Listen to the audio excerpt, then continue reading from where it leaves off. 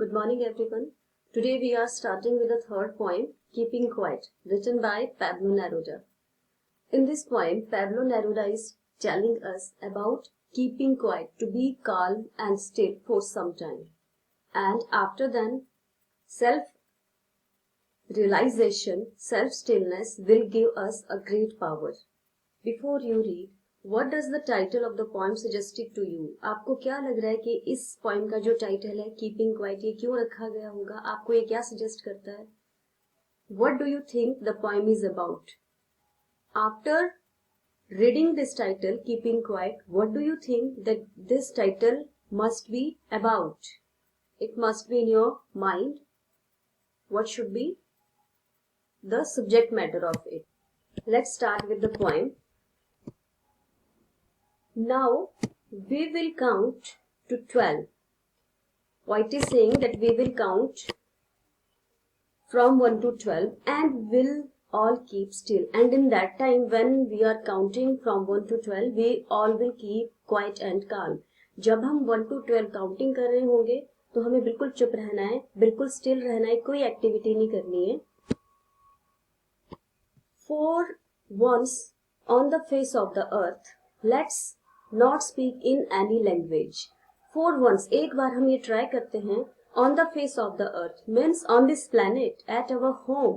When we are doing this activity, let's not speak in any language means there must not be any sort of language.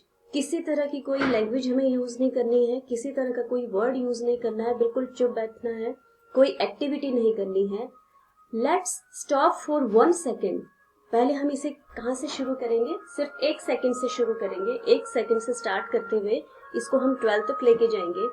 And not move our arms so much, और ना ही हमने अपनी जो arms है वो बहुत ज्यादा हिलानी है. We will not do any kind of activity, we will not do any kind of speaking. It would be an exotic moment. Means this moment will be very strange, but this strangeness will be very much attractive. Exotic means strange, but attractive also. Without rush, without engines, means there will be no crowd, there will be no worry. Rush means here no worry, no hurry, no tension, not to think anything about our activities, other works. Without engines means engine of our body. हमारी जो body है वो बिल्कुल calm होनी चाहिए. किसी तरह की भी इस इंजन में कोई एक्टिविटी नहीं होनी चाहिए. We would all be together. हम सब ये एक्टिविटी एक साथ मिलकर करें. In a sudden strangeness, and what will happen? There will be a sudden strangeness. बिल्कुल एक अजीब तरह की ये एक्टिविटी होगी और हम लोग अचानक क्या देखेंगे कि बहुत ज्यादा एक आश्चर्य वाली बात हमारे साथ देखने को मिलेगी. Fisherman in cold C,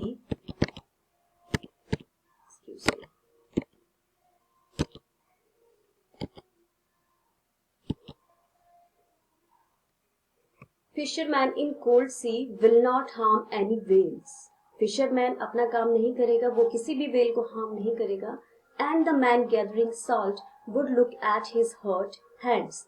and when there will be this calmness, जब हम ये एक्टिविटी कर रहे होंगे क्वाइटनेस की, तो जो gathering, the person who is gathering salt in the sea, जो समुद्र में नमक इकट्ठा करने के काम करते हैं, उनके हैंड जो है वो बहुत ज्यादा हर्ट हो जाते हैं, उनके हाथों में बहुत तरह के छाले पड़ जाते हैं. Would look at his hurt hands. उसे भी क्या मिलेगा? थोड़ा सा समय मिलेगा अपने हैंड्स की तरफ देखने के लिए कि उसके हाथों में कितने तरह के हर्ट फील हुए हैं, उसे कितने तरह के उसको दर्द हो रहे हैं. Because in this introspection he will realise himself. Self retrospection में वो खुद को देखेगा कि उसको कितना हार्म हुआ है इन सब चीजों से. Those who prepare green wars, wars with gas, wars with fire. It is about those people who are doing these sorts of things. जो आजकल के युद्ध, green wars means modern wars. Those wars are full of technologies.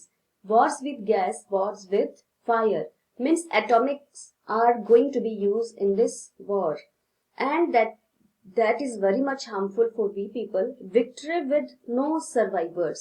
Victory हो जाएगी जीत हो जाएगी, लेकिन उसके बाद जीने के लिए कोई भी उनके पास नहीं बचेगा. Victory with no survivors. Would put on clean clothes and walk about with their brothers. Would put clean clothes means to think positive, to get new ideas. New clothes means कि हमें जो अपने आइडियाज हैं ये war के, ये इसको छोड़ना पड़ेगा, किसी से युद्ध करने के बारे में नहीं सोचना पड़ेगा. And walk about with their brothers. Brothers means their enemies here, जिन्हें वो अपना दुश्मन मानते हैं उन्हें हमें क्या अपना ब्रदर्स मानना पड़ेगा. And we have to walk with them together. In the shade doing nothing, in that protection, in that loveness, doing nothing, हमें कुछ नहीं करना, सिर्फ सेल्फ इंट्रोस्पेक्शन करना है, अपने बारे में रियलाइज करना है that what we people are doing and why we are doing it. What I want should not be confused. Poet is saying here कि मैं जो चाहता हूं उसके बारे में बिल्कुल कंफ्यूज नहीं होना है. I am going to be make this clear what I am wanting with total inactivity. कि टोटल इनएक्टिविटी से मेरा क्या मतलब है. Life is what it is about. जिंदगी सिर्फ सांसों का आना जाना नहीं, एक हमारा जो टारगेट होता है, we have to think about it, but we must be positive about that thing. I want no truck with death means inactivity means not death. Inactivity का मतलब ये नहीं है कि अपनी ब्रीथ को रोक दो, अपनी सांसों को रोक दो, इसका मतलब डेथ नहीं है. If we were not so single minded about keeping our lives moving. Single minded means to think about our self. हम इतने सिंगल माइंडेड नहीं होने चाहिए कि सिर्फ अपना मोटिव देखे, अपना फायदा देखे.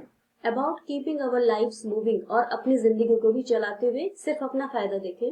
And for once could do nothing, या फिर क्या सोचें कि हम अपने फायदे के अलावा और कुछ भी काम नहीं करेंगे. कुड डू नथिंग, कुछ और नहीं कर सकते. Perhaps a huge silence might interrupt his this sadness. एक बहुत बड़ी जो साइलेंस है, साइलेंस ऑफ डूइंग नथिंग, वो क्या करेगी, इस सैडनेस को इंटरप्ट करेगी, इस सैडनेस को खत्म कर देगी. Of never understanding our self end of threatening our self with death. कि हमने क्या है, कभी भी अपने आप को समझने की कोशिश नहीं की. And the threatening our self with death, और अपने आप को किस चीज की धमकी दे रहे हैं कि अगर हमने टोटल इनएक्टिविटी में अगर हम चले गए, अगर हमने कोई एक्टिविटी नहीं की, तो इसका मतलब डेथ ही होता है. Perhaps the earth can teach us as when everything seems dead and later proves to be alive. सबसे ज्यादा पावर और सबसे ज्यादा टॉलरेंस किसमें होती है, अर्थ में होती है.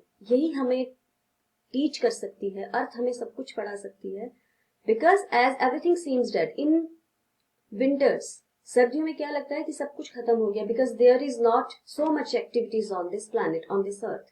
And later proves to be alive, but in spring season it proves, because it is again full of activities, it proves that everything is alive, everything is going to be proved towards goodness, that everything is okay.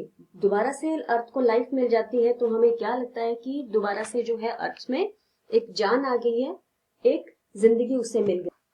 Now poet is saying, now I will count up to 12 and you keep quiet and I will go.